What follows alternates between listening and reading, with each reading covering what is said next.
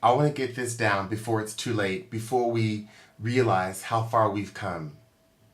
I'm 43, it's 2018.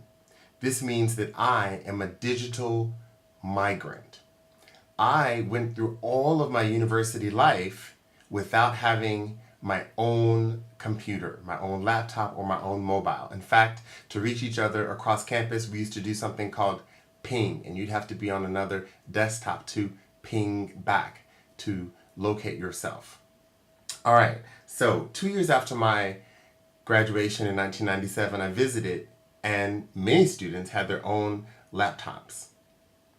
By the time we were at our 5 year reunion, just a few years later, every student not only had their own laptop, but also their own mobile phone.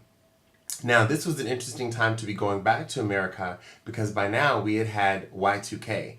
And what sparked off this conversation was Prince's song 1999. He says, 2000 party over, oops, out of time. And we panicked. We must not forget that. What was Y2K? It was a panic about the coming of the digital age. Simply that so much of our lives had become digitized, so much of our information, financial information, etc., had become digitized that the clocks, when they went from 1999 to 2000, that they would inadvertently go back to 000 as opposed to 2000 from 1999, and that we would have this major crisis such that people in the part of the world that I'm from started panicking, hoarding food, water supplies in case there was some big crisis.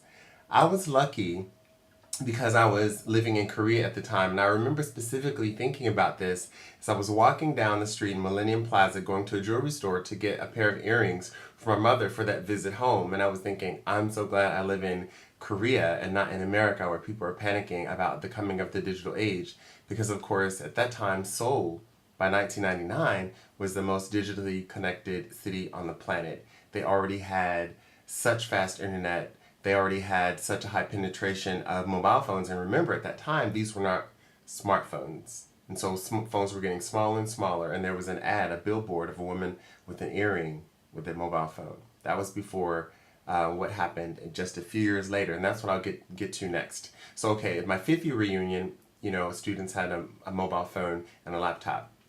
And of course, by my 20th reunion, many years later, I would be hanging out at the local watering hole on campus or, just outside of campus and be meeting students and friend them right there on Facebook. I would have already have spent years building a life and rapport with my classmates on Facebook. And so those interventions over those years are radically different from what we experienced. Now, just remember, if I'm 43, that means that I'm Generation X, specifically Generation XY, so that means that I had not just network TV, but I was a kid when cable was introduced. I was a kid when Michael Jackson desegregated MTV. I was a kid seeing all of this, and this was normal, just as much as millennials today. Remember, they were at this formative age. When I was seeing Michael Jackson integrate MTV, they saw Barack Obama integrate the White House. That's how different these generations are, and these intergenerational changes can't be taken for granted. When we think about, for example, transgender rights are coming up again in the Trump presidency as an easy group to pick on and scapegoat for whatever plans he has to do something else that he wants to divert our attention away from. Well, again, back in the 90s, we were marching about don't ask, don't tell. And that was the best that Bill Clinton could offer. And that lasted for quite a long time until George Bush again decided to push us into the forefront of the culture war with all of the DOMA acts, the Defense of Marriage acts. So we've come a long way because now remember we're legally married, legally recognized. People don't deny our humanity.